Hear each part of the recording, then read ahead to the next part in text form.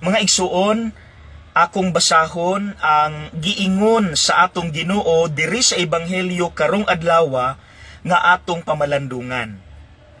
Sa Bisaya, ingon ang atong Ginoo: makamao kamong mosabot sa kahulugan sa dagway, sa yuta ug sa langit?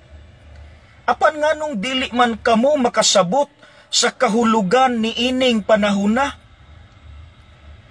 Sa in English, you know how to interpret the appearance of the earth and the sky. Why do you not know how to interpret the present time? Ang tawag ana nga sentence, mga igsuon, paradox. Aron masabtan ninyo unsay paradox ug unsay buot pasabot sa atong Ginoo sa maong mensahe, muhatag ko ninyo og upat ka examples. Number 1. Sa atong kabright, kita, in general, kitang tao, makompute nato pilay distansya sa kalibutan ug sa bulan. Og makakompute sab kita pila ka adlaw tang mubiyahe from Earth to the Moon. Pero nakompute ba nimo pila na ka adlaw sukad ka nangutana sa imong pamilya, kumusta na ka? Kumusta na mo? Maunay paradox.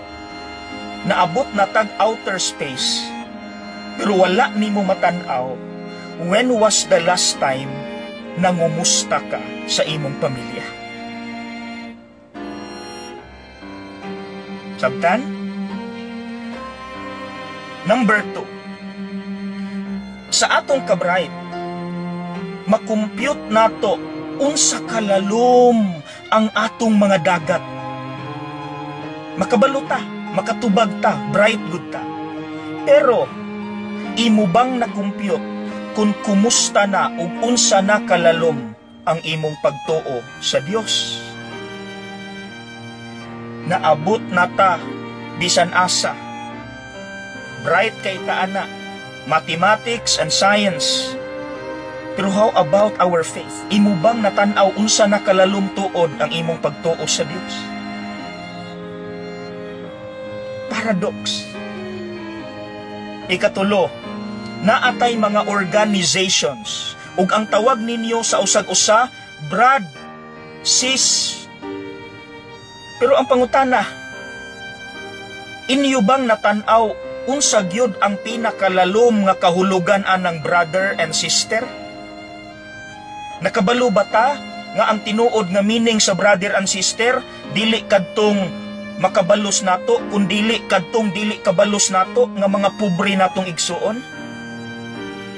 Nakabalo ba ta nga ang tinuod nga meaning sa brother and sister katong mga dili kayang higugmaon?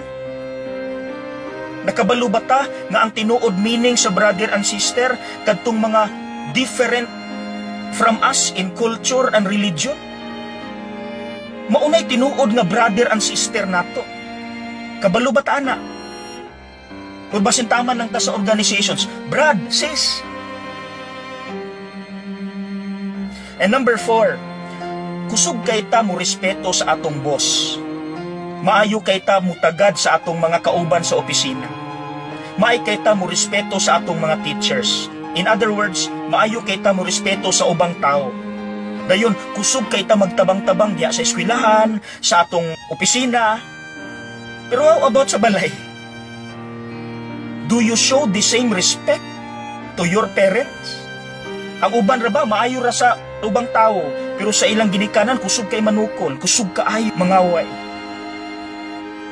So again, let me repeat the question. Do you see Jesus in them? Again, the question is, do we show the same respect sa imong pamilya? May lang ta sa ubang tao, pero sa sulod sa balay, wala tay respeto. Dili na to makita si Kristo diha kanila. Kusog kita mutabang sa ubang lugar, pero sa balay, usahay tapulan ka ita. Dili ta mutabang.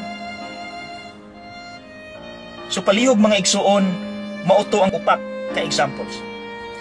Paspas kaayo akong pagka-istorya. I would like to suggest balik-balikan ni nga video, balik-balikan ni nga video hangtod masabtan gyud nimo ug i-apply ni sa imong kaugalingon. Pangutan-on nato atong kaugalingon tuod no. Layo na kay tag naabtan. Pero sa atong kaugalingon ug sa mismong sulod sa balay, nalimot na ita. To sum up everything, mukuha ko sa usa ka kanta, mao ni ang lyrics. Basin maigo ta ani. I've been to paradise, but I've never been to me. I've been to paradise, but I've never been to me.